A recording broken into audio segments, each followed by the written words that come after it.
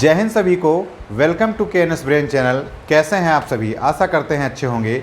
आज जो हम लोग बात करने वाले हैं बहुत ही इम्पॉर्टेंट टॉपिक पे बात करने वाले हैं, जिसका नेम है cell cycle and cell division. Chapter class 11th का है, 10th चैप्टर है। इसमें हम लोगों ने बहुत सारे लेक्चर डिस्कस कर चुके हैं, जैसे सेल साइकिल यानी कोशिका चक्र, सेल डिवीजन यानी कोशिका विभाजन। उसमें हम लोगों ने प्रीवियस लेक्चर में माइटोसिस यानी समसूत्री विभाजन के बारे में डिस्कस किया था। जिन्होंने उस लेक्चर को नहीं देखा है उनको लिंक डिस्क्रिप्शन में मिल जाएगा, वहाँ से जा करके आप उस वीडियो को देख सकते हैं और आसानी समझ सकते हैं। क्योंकि जो समसूत्री विभाजन यानी जो माइटोसिस मैंने आपको बताया था वो भी बिल्कुल समथिंग सिमिलर है माइटोसिस सेकंड के। तो अगर आप मियोसिस सेकंड के, तो अगर आप माइटोसिस देखे हैं यानी समसूत्री विभाजन आपने देख रखा है, पढ़ रखा है, तो आपको ये जो सेकंड पार्ट में पढ़ाऊंगा वो बहुत ही इम्पॉर्टेंट होने वाला है। तो इस टॉपिक को आज जो हम लोग बताने वाले हैं मियोसिस यानी अर्धसूत्री विभाजन, इसको समझने के लिए वीडियो को पूरा देखिएगा, लाइक शेयर और सब्सक्राइब कर दीजिएगा।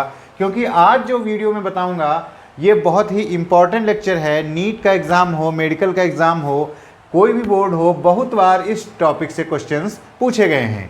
इससे छोटे क्वेश्चंस भी बनते हैं और बड़े क्वेश्चंस भी बनते हैं। इसलिए सभी बच्चे ध्यान से इस वीडियो को देखेंगे, क्योंकि इस वीडियो में मैं आपको बहुत सारी चीज़ें डायग्रामेटिक बताने वाला हूँ। डायग्रामेटिक मतलब कि डायग्राम से एक्सप्लेन करने वाला हूँ। अगर आप ध्यान से वीडियो देखते रहेंगे तो सारी चीज़ें आपको इस डायग्राम में दिख जाएंगी और आसानी से आप समझ सकते हैं। तो चलिए हम लोग आते हैं टॉपिक पे। तो आज का जो टॉपिक है वो है मियोसिस। हिंदी में बोलें तो अर्धसूत्री विभाजन। जैसा कि मैंने इसके प्रीवियस लेक्चर में समसूत्री विभाजन पढ़ाया था यानी माइटोसिस पढ़ाया था, तो यहाँ पर नेम से ही पता चल रहा है, अगर हिंदी में देखें अर्धसूत्री विभाजन यानी सूत्र जो है आधे हो जाते हैं। यानी सूत्र मतलब क्रोमोजोम इस विभाजन के दौरान हाफ हो जाते हैं, आधे हो जाते हैं। अब देखिए होता क्या है, तो इसमें जो मियोसिस है उसको दो भागों में डिवाइड किया गया है। एक मियोसिस फर्स्ट, दूसरा मियोसिस सेकेंड, यानी अर्धसूत्री विभाजन प्रथम और अर्धसूत्री विभाजन द्वितीय। अब देखिए ध्यान से देखिएगा कि ये जो अर्धसूत्री विभाजन प्रथम है और अर्धसूत्री विभाजन द्वितीय है, दोनों को भी यानी मियोसिस फर्स्ट और मियोसिस सेकेंड, तो मियोसिस सेकेंड को तो केवल 4 स्टेप में डिवाइड किया गया है, बट जो मियोसिस फर्स्ट है वो भी पहले 4 स्टेप में डिवाइड है, बट इसका जो फर्स्ट वाला स्टेप है वो 5 स्टेप में डिवाइड है। चार्ट आपके सामने बना हुआ है, ध्यान से एक बार फिर देख लीजिएगा। चार्ट में मैं कह रहा हूँ कि जो मियोसिस फर्स्ट है वो prophase first, metaphase first, anaphase first, telophase first. Hindi में बोले पूर्वावस्था प्रथम, मध्यावस्था प्रथम, पश्चावस्था प्रथम और अंत्यावस्था प्रथम। 4 स्टेज में डिवाइड है, 4 स्टेप में डिवाइड है, 4 स्टेप्स में। बट अगर हम प्रोफेज फर्स्ट को देख लें तो प्रोफेज फर्स्ट ऑलरेडी 5 स्टेप में डिवाइड है। जैसे फर्स्ट लेप्टोटीन, मैंने उनका हिंदी में प्रोनाउंसिएशन भी लिख रखा है, leptotene, zygotene, pachytene, diplotene and diakinesis. इतने स्टेप में आपका प्रोफेज फर्स्ट डिवाइडेड है। बट अगर हम लोग मियोसिस सेकेंड यानी अर्धसूत्री विभाजन द्वितीय में आ जाएं तो यहाँ पर आप देखेंगे कि ये भी 4 स्टेप में डिवाइड है। जैसे ये डिवाइड था, ये prophase second, metaphase second, anaphase second, telophase second, इस तरह से ये भी 4 पार्ट में डिवाइड है। बट इसका प्रोफेज जो है वो इस 5 स्टेप में डिवाइड नहीं है। यानी आप यहाँ पर कह सकते हैं, बहुत इंपॉर्टेंट पॉइंट बताने वाला हूँ, कि जो मियोसिस सेकेंड है ये माइटोसिस के बिल्कुल सिमिलर है। यानी ये जो अर्धसूत्री विभाजन द्वितीय है ये समसूत्री विभाजन के बिल्कुल सिमिलर है। तो जिन्होंने समसूत्री विभाजन यानी माइटोसिस का लेक्चर नहीं देखा है वो वीडियो के डिस्क्रिप्शन में जा करके लिंक दिया गया है, वहाँ पर जा करके देख सकते हैं और इस टॉपिक को आसानी से अपने आप भी समझ सकते हैं। ठीक, तो चलिए अब हम लोग डायग्रामेटिक स्टार्ट करेंगे, यानी चित्र के द्वारा समझेंगे। तो डायग्रामेटिक स्टार्ट करने के लिए हम लोग सबसे पहले मियोसिस फर्स्ट यानी अर्धसूत्री विभाजन के बारे में, प्रथम के बारे में पढ़ेंगे। तो इसमें सबसे पहला स्टेप हम लोग पढ़ेंगे प्रोफेज फर्स्ट यानी पूर्वावस्था प्रथम। तो देखिए सबसे पहले आ जाइए इसके चार्ट में, तो जो प्रोफेज फर्स्ट है ये डिवाइड किया गया है लेप्टोटीन में। तो डायग्राम पे आइए, ये मैंने लेप्टोटीन स्टेज का डायग्राम बना रखा है। अब देखिए सबसे पहले मैं आपको थोड़ा सा आइडेंटिफाई कर दूं कि क्या क्या चीज़ें बनी हैं। ये रेड कलर से जो आपको दिख रहा है ये सेल है, ये क्या है, ये सेल है। इसके अंदर जो ब्लैक कलर का सर्किल दिख रहा है ये केंद्रक यानी न्यूक्लियस है, और जो लाल कलर का राउंड बॉल जैसा स्ट्रक्चर दिख रहा है ये न्यूक्लियोलस है यानी केंद्रिका है। अब इसके अंदर जो ये थ्रेड लाइक स्ट्रक्चर दिख रहे हैं धागे जैसे, ये क्रोमैटिन थ्रेड हैं यानी गुणसूत्री धागे हैं। इन सब का मैंने नॉमिनेशन जब पिछले लेक्चर में माइटोसिस यानी समसूत्री विभाजन पढ़ाया था तो वहाँ पर मैंने लेबलिंग भी की थी। तो जिनको लेबलिंग देखनी है वो ये वीडियो पिछले वाला जो माइटोसिस है उसको ज़रूर देखेंगे। मैं बार बार कह रहा हूँ दोनों वीडियो सिमिलर हैं, ज़रूर देखिएगा। तो अब यहाँ पर हम लोग बात करने वाले हैं कि लेप्टोटीन। लेप्टोटीन क्या होता है, देखिए लेप्टोटीन, अब ये मैं एक चीज़ और क्लियर कर दूं आप सभी को कि ये जो मैंने सेल बना रखा है ये सेल मैंने हर डायग्राम में नहीं बनाया, इसमें नहीं बनाया, इसमें नहीं बनाया, इसमें नहीं बनाया, क्योंकि बार बार सेल बनाने की ज़रूरत से जगह ज़्यादा लगती और फिर डायग्राम इतने सारे हमारे बोर्ड पे नहीं आ पाते। इसलिए मैंने एक में सेल, यानी आपको ये मान के चलना है, कल्पना करनी है, एज्यूम करना है कि इनके बाहर सेल बनी हुई है। जिसको नहीं दिखाई दे रहा है कि सेल नहीं बनी हुई है वो मन की आंखों से देखे, चश्मा टेस्ट करा ले मेरी तरह, ठीक। तो अब ये जो है सेल बना हुआ है। तो मैं सबसे पहले लेप्टोटीन के बारे में डिस्कस करूंगा। लेप्टोटीन क्या होता है, मैं यानी यहाँ पर आपको डिस्कस कर रहा हूँ लेप्टोटीन स्टेज। तो लेप्टोटीन स्टेज में देखिए होता क्या है, जो क्रोमैटिन थ्रेड हैं यानी जो ये गुणसूत्री धागे हैं ये थोड़ा सा कंडेंस होने लगते हैं और कंडेंस होकर के थोड़ा सा क्लियरली अपीयर होने लगते हैं क्रोमोजोम लाइक, यानी chromatin thread condense to form chromosome. ये प्रोसेस इसमें स्टार्ट हो जाता है, यानी जो गुणसूत्री धागे हैं ये गुणसूत्र बनाने लगते हैं। फिर नेक्स्ट स्टेप आ जाते हैं डिप्लोटीन, सेल इसके बाहर बना है, नेक्स्ट स्टेप आ जाते हैं जाइगोटीन। जाइगोटीन क्या होता है, देखिए जाइगोटीन में जो क्रोमोजोम है ये पेयरिंग स्टार्ट कर देते हैं। क्या स्टार्ट कर देते हैं, पेयरिंग, ये स्टार्ट कर देते हैं पेयरिंग, पेयर बनाने लगते हैं यानी जोड़े बनाने लगते हैं, पेयरिंग स्टार्ट कर देते हैं। और पेयरिंग स्टार्ट करने की प्रोसेस को बोलते हैं सिनेप्सिस। क्या बोलते हैं, सिनेप्सिस बोलते हैं। सिनेप्सिस की प्रोसेस इसी में स्टार्ट हो जाती है। तो ध्यान से समझने वाला पॉइंट है कि लेप्टोटीन से जब जाइगोटीन में स्टेज कन्वर्ट होगी तो जाइगोटीन में ये जो क्रोमोसोम्स थे ये और कंडेंस होकर के क्लियरली विजिबल होने लगेंगे और एक दूसरे के साथ पेयरिंग करने लगेंगे, आपस में जुड़ने लगेंगे, जिसकी वजह से ये सिनेप्सिस प्रोसेस को फॉर्म करते हैं। नेक्स्ट हम लोग आ जाते हैं अब थर्ड स्टेप पे, दैट इज पैकिटीन। पैकिटीन क्या होता है, डायग्राम में आ जाइए। पैकिटीन में देख रहे होंगे कि आपको इसकी कंपैरिजन में ये वाले क्रोमोसोम ज़्यादा क्लियर अपीयर दिख रहे होंगे, अच्छे से समझ में आ रहे होंगे। यानी हम कह सकते हैं कि पैकिटीन स्टेज में क्रोमोसोम एग्जैक्ट क्लियर दिखाई देने लगते हैं जिस तरह के वो होते हैं। अब पैकिटीन में होता क्या है, जैसे कि मैंने जाइगोटीन में बताया था कि सिनेप्सिस होती है इंपॉर्टेंट प्रोसेस, वैसे ही पैकिटीन में भी क्रॉसिंग ओवर होने लगता है। क्या होने लगता है, क्रॉसिंग ओवर, इंपॉर्टेंट प्रोसेस है, क्रॉसिंग ओवर होने लगता है आपकी पैकिटीन स्टेज में।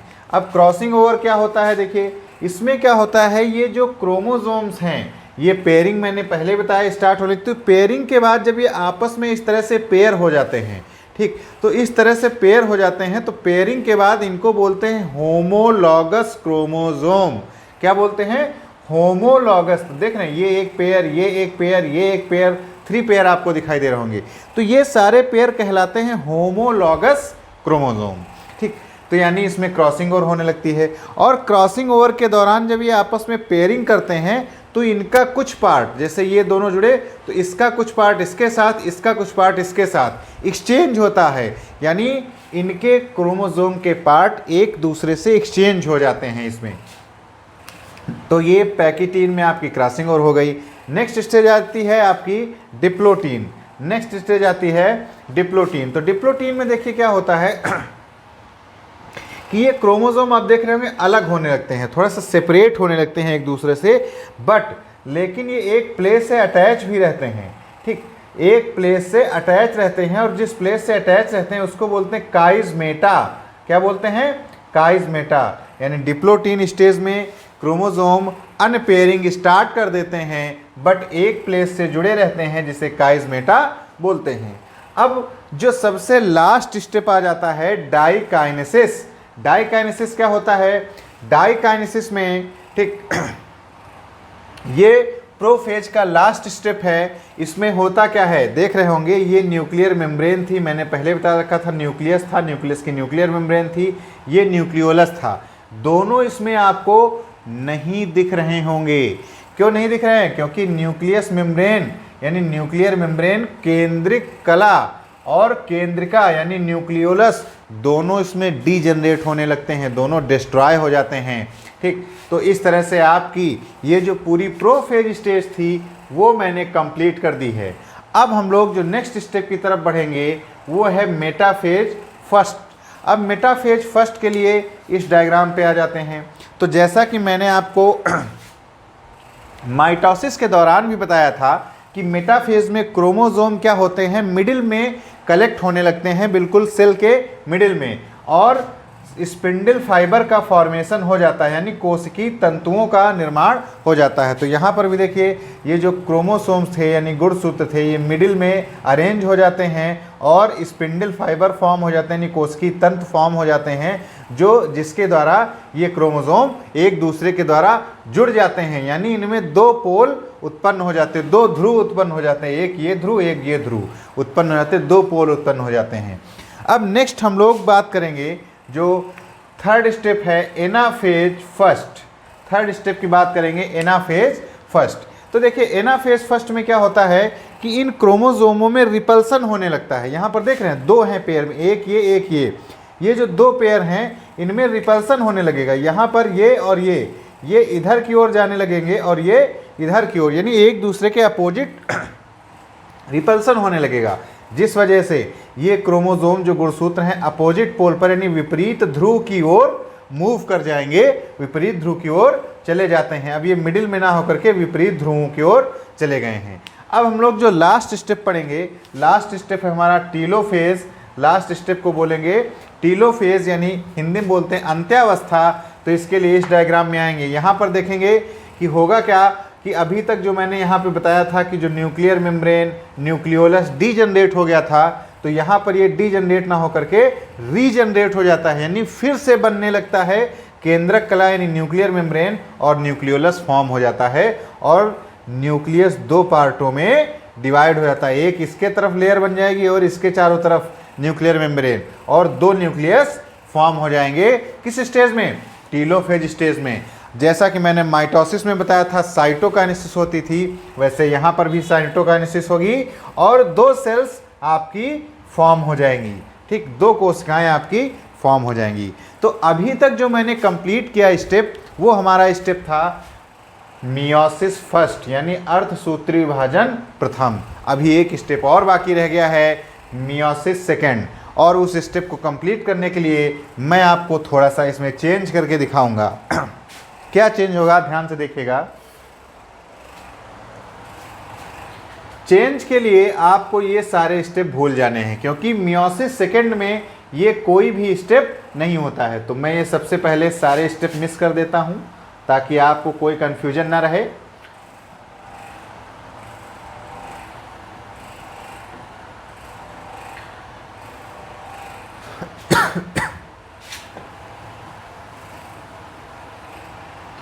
ये मैं सारे स्टेप रिमूव कर दे रहा हूं ताकि आपको कोई कंफ्यूजन ना हो।